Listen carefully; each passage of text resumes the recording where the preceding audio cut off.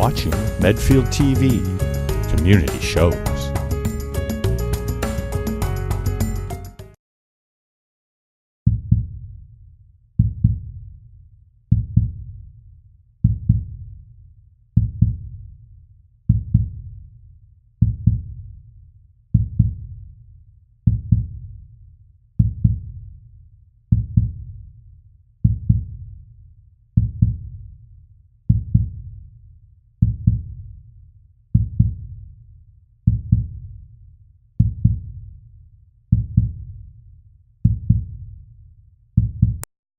Welcome to Talking Climate. I'm Thea Iberol. And I'm Fritz Fleischmann. And we're broadcasting from Medfield TV, the public access television station in Medfield, Massachusetts. And in this series of conversations, we interview scientists, businessmen, business people, activists, students, anyone interested in this issue about climate change, and they've come to realize that human civilization is causing this impact of climate change in our time frame as we know it, and they are taking steps that they hope will prevent a global catastrophe. Today our guest is Fred Bunger, who is the chair of Medfield's Energy Committee and a long-term activist in the areas of energy conservation and other efforts to slow down climate change. Welcome, Great. Fred. Welcome. Thank you. It's great to be here. So, Fred, can you tell us a little bit about your background? What led you to the conclusion that you needed to do something about climate change? Well, it goes way back. I'm a chemical engineer, and I was working at Shell Chemical in Houston, Texas. And this is at the time when there was a lot of activism around the Clean Air Act and the Clean Water Act. And my wife Barbara and I both got involved with a group called Help Eliminate Pollution and gave testimony to urge the state to adopt the clean air standards. And working for a chemical company probably put me as a target of people that are bad, but I felt that working within the company was actually a way to really have an effect. And so I've kept up with it over the years, both in my job and in my private life, to be a person that recycles and is concerned about excess packaging and all of those things that kind of add up on a personal scale of how to be a good steward of the environment. And you must talk to a lot of people that are involved in some of these issues also. Do you see why people are getting engaged in it? Are you it takes every person to be engaged and concerned. I remember my dad talking about, we would go out and go fishing in the Colorado Rockies, and he says, tread lightly upon the land. It's an old Indian saying, and always leave the place cleaner than when you found it. So that just kind of informs what I do on a personal basis, and try to encourage in the work that I do. So you've been a citizen activist in just about every place where you have lived, from what you've told me. Yeah.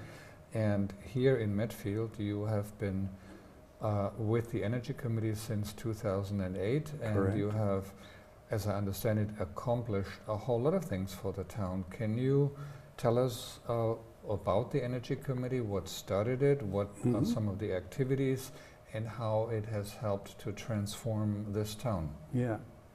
It was the selectmen in 2008 that chartered the Energy Committee as a group of citizens with the goal of reducing the energy consumption by the town, the municipal energy usage, a goal of 20% over 5 years. And the Energy Committee, working with the departments in the town, did surveys, did audits, encouraged people to make changes, spent a little money, had the department spend money, and accomplished that goal of 20% reduction in about 3 years. And then we've been keeping at it through becoming involved with the State Department of Energy Resources to become part of their Green Community Program. So we embarked in, I guess, 4 years ago, working toward becoming a green community. And we are now designated as a green community. And tomorrow I go to a reception in Brockton with the Department of Energy Resources, and I think I'll get a big paper check for $146,000, Nice. which will be used to make energy improvements in the town. So what are some of the things that the town has done on the ground over these now 9 years that the Energy Committee has been in existence? Well, I think we encouraged the audits that made energy savings, particularly in the schools, the high school and the middle school. We, in part of the Green Community Program, we had to, the town had to show that it would encourage renewable energy within the town. So along with the planning board, we drafted a bylaw that encouraged solar energy, large-scale solar energy. That was done 3 years ago in a town meeting. We adopted that bylaw, and immediately after got the waste treatment plant involved in putting a solar project in, which started up about a year ago. So this involves both municipal and private use? It's for both municipal and private, and what we put in was on the municipal side. The rooftop solar is not part of this program. It's something else we did, but that's an individual's choice to do rooftop solar. Talk a little bit about that, where that came from and how it worked? And the rooftop solar? Yeah, and how many people took advantage of it? Well, again, the state, this is a very energy conscious state. The Department of Energy Resources has grants and funding and experts to help in so many areas. They have a program called Solarize, and the Energy Committee took that on last year. Took on and named a solar coach, and Marie Nolan took it on, and she encouraged people to sign up for a solar on their rooftops. So this is a town employee who specializes? No, she's like the rest of us, just a volunteer. I see, a volunteer, okay. Yeah, just a volunteer. And encourage people to sign up as a group to install solar on their roofs. I see. And by doing that, they were actually, by consolidating with one company, they're able to lower the price of putting the solar on by as much as 10%. So, which was a significant thing. So there were around, I think, 20, I'm unclear on the numbers, but quite a few people took advantage of it. I see. What's the biggest challenge that the city has faced in terms of these energy programs and changes? Oh, well, it's, I think probably the biggest thing is just to maintain progress in reducing the energy consumption. It's a significant part of the budget. It's building heat and air conditioning are the two main things. The other part of the energy of the green communities was to come up with a plan for reducing energy a further 20% from our baseline was 2013. No, 2015. And so there's a plan to do that. And another part was to adopt a stretch energy code for the town, which was a bit controversial, but that was adopted at the town meeting last year. So I know what that is, but not all of our viewers may know that. So can you explain what that stretch energy code means? Boy, we could get really into the weeds on this one. Building codes are constantly looked at and updated for safety reasons, for advances in technology, And they also look at energy efficiency of building. There's an interest on the part of the government, state governments and federal government, to continually improve the energy efficiency of housing and buildings. As part of that, they look to the international energy codes, which are put together by groups of builders and experts that say, you know, the technology is advanced, we can do this. And so that's written into building codes. The Stretch Energy Code is simply an adoption of an early phase of this ongoing improvement in building technology improvement. So by adopting it, Medfield, along with probably 200 other towns in the state, have adopted, yes, we will take on the earlier version of the energy improvement. And this obliges builders who put up new construction to conform to certain specs, but it does not, if I understand it correctly, oblige anyone who does a renovation, or does that include them as well? No, renovations are typically not involved unless the renovation is more than like 25% of this footprint of the house. Then that's like rebuilding. So that's really something for the building and building department to determine. So it increases the upfront cost for the builder, but in the long run it increases the value of the home. Does it not? It does, and the studies on the Stretch Energy Code have shown not only does it increase the value of the home, but if those extra costs are put in the mortgage, the amount of energy you save is larger than your increase in mortgage payment. So you're actually cash flow positive in the first year. In the first year? In the first year. That's amazing. So Medfield adopted it at the last town meeting? Yes. Okay. Yeah. In 2014. 2014, Yeah. okay, great. So you said that our state is very progressive when it comes to energy? Yeah, it's the most energy efficient state in the union. Wow. Which puts us up there with California, which was leading for years, and now there's a competition. So, and now how does that affect the separate municipalities? I mean, are the municipalities looking to the state, or is the state looking toward them? The state, through the Department of Energy Resources, the state encourages energy conservation. As I said, the Green Communities Program asked us to adopt the Stretch Energy Code, adopt an energy efficient vehicle policy for the schools, and it really only affects light vehicles. It doesn't include trucks. Or buses? Not buses. Anything, it's gross vehicle weight less than like an Escalade in size. Have an energy efficient plan, adopt a policy for renewable energy, the solar panels we talked about. And so we've done all those things, and we now have qualified as a green community. So we're ready. So in comparison to other towns like Wellesley, for instance, which I know has been a leader in this field, how does Medfield look?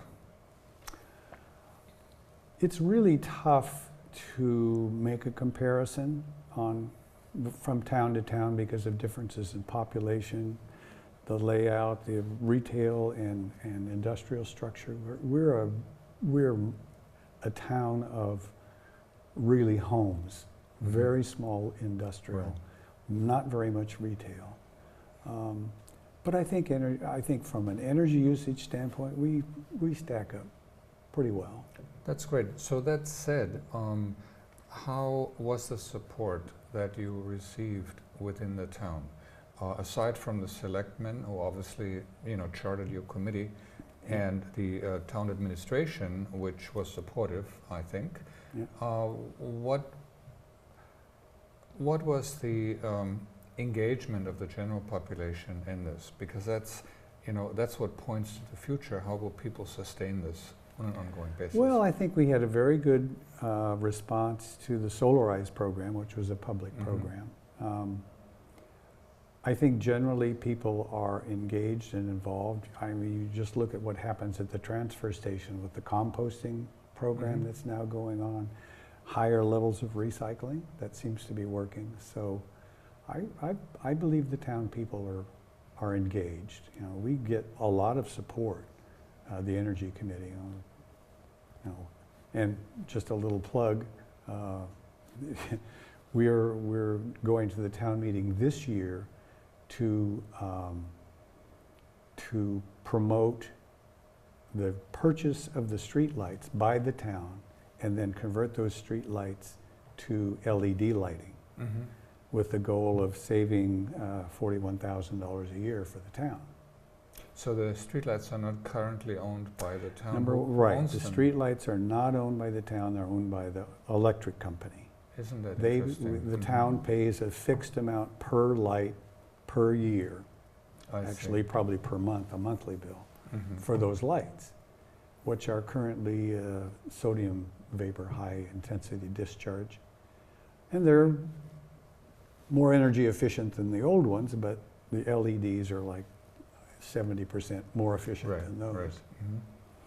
So, but to make the conversion, Medfield has to own the lights. And the state will support us with a grant for 30% of the cost.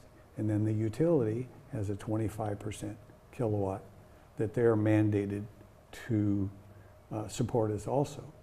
So it's a really good program but we do have to own the lights.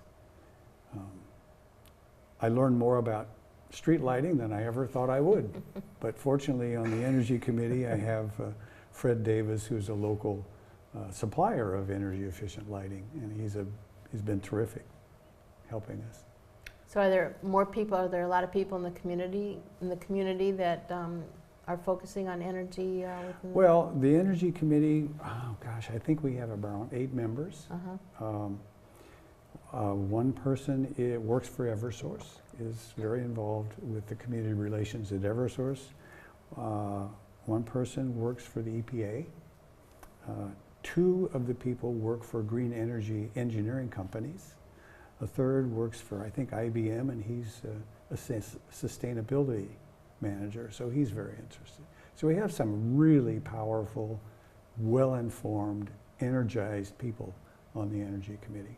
And of course, we work with the town facilities manager and the town administrator and the select board. And Pete Peterson is also on the Energy Committee as an ex officio member. So it's great to have direct support. So this sounds like a great success story overall, certainly on the local level. But as you know, nationwide, this is a difficult conversation to have about climate change. So in your experience, what has been the most challenging part of having this conversation to begin with? Because there are many people out there who think that climate change is not really happening, and that those of us who talk about it have some sort of political or ideological agenda. So have you come across that resistance, and in what places? Again, with the Energy Committee, we're all preaching to the choir. We're all on board. So that's not difficult. And the Select Board is on board. And, you know, we had a conversation with the Warrant Committee, and they're on the board. So generally, I don't see climate skepticism as an issue. I think there was disappointment with the change in the administration that there seems to be some lack of energy in improving the climate. But I go back to, maybe it's Tip O'Neill said, all politics is local. Really, all change is local. If you really want to make a difference, do it at the local level. And that's what's happening in Massachusetts. Local towns have encouraged the state and said that they will support the state in making improvements to energy. So that's why the state is a leader. And I think there's so much that can be done on a local level. So people are despairing, oh, the federal government is going crazy. Well, we've known over the years, if you want something done, don't wait for the federal government to do it. Do it at the state level. Do it at the local level. Do it by town. And then you can really make a difference. You can't wait for the federal government to solve your problems. They'll follow once you lead. So is the Energy Committee encouraging residents of Medfield to make changes in their lives and take action in different ways? Yeah, in different ways. We did a survey, infrared survey by night, drove around, and then we sent that information to the people so that they could see how their homes were losing energy. So that was was offered by a company that, you know, hoped that people would call them and to get the work done, obviously. But it was informative. We did it for the First Parish Church, for example, and said, we have some windows that lose a lot of heat, but the walls didn't say we needed to do anything with the walls. That's one thing, encouraging people to consider solar and just keeping the energy efficiency kind of at the front. I talk a lot about energy because we can talk about climate change. Energy is, to me, a very big subset. The conversation gets very easy when you talk dollars and cents. The Energy Committee has really done nothing that doesn't save the town money or make the town money. When we put the solar panels on the waste treatment plant, again, there's a project we invested in at the rate we're able to borrow money. That was cash positive in the first year based on the energy savings of that solar installation. But of course, the areas where the towns and where the state needs to spend money without necessarily making money in the short run. So if you were the Emperor of Massachusetts, so if you could wave a magic wand, what are the areas in which further improvements should be made? What would you identify? Well, I think public transportation, more public transportation further out would be a big help. I think this, the change in the energy horizon, or the change in the availability of energy, has allowed the state to shut down its coal-fired electrical generating plants. The lower price natural gas has basically forced the coal business to really rethink. And although the current administration thinks there's a new renaissance in coal, I don't believe it's going to happen because the price of natural gas is so low that nobody should be building coal-fired plants anymore. It's just not economic. So again, I go back to economics as a way of approaching climate change and doing the right thing environmentally. Sure, and then there's businesses that, do you work with businesses in the Medfield area? We did initially because we again encouraged them to do audits and had a little part of the Energy Committee that went around and talked to the businesses. So we've talked to Memo about what we're doing and encouraged them to get involved. Talked last year about the stretch energy code because there was some concern that, this is going to cost us money.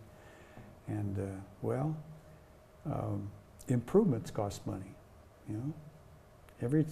Every time you buy a new car, for all the advantages, you're going to spend money, but you get the advantages. So change is not free, but it also ought to pay for itself. So you've spent your career really working within the system to affect change that way. Yeah. And have you felt a sense of reward and accomplishment? Yeah. And I go back to, again, to sort of illustrate this point about doing something locally has implications broader.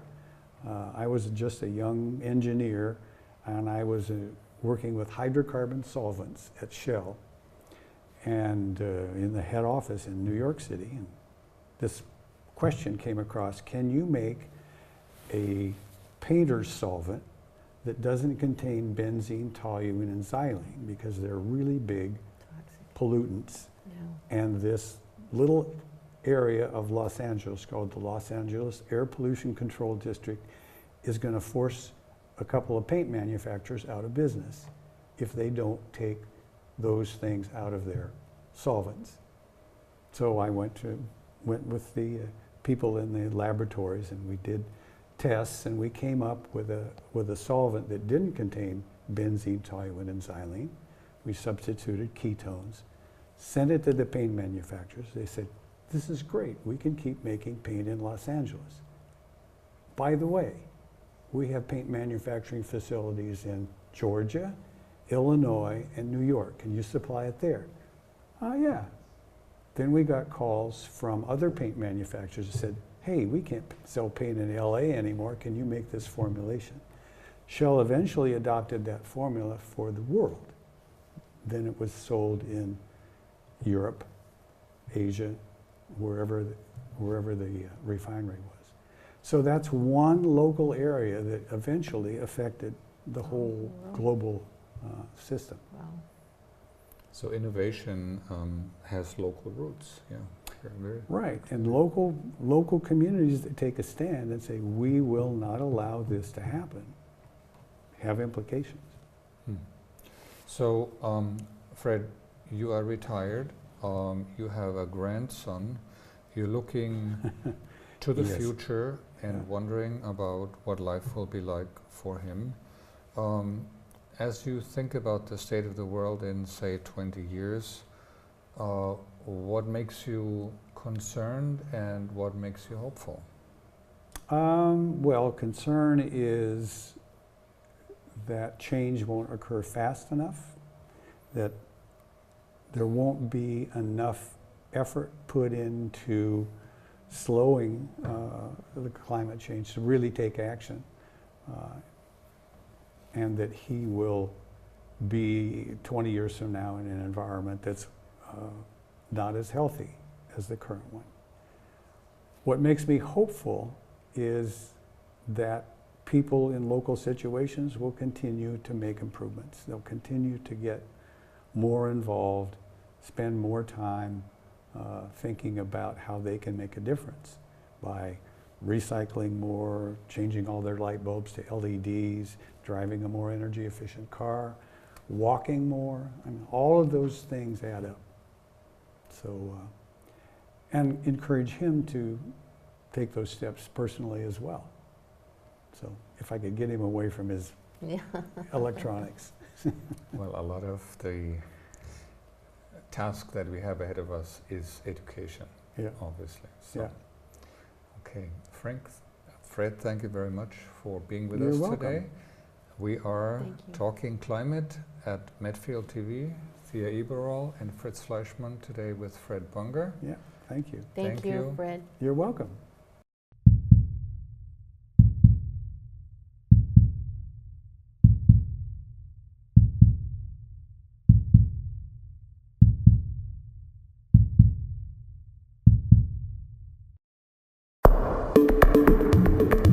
The preceding was a production of Medfield TV.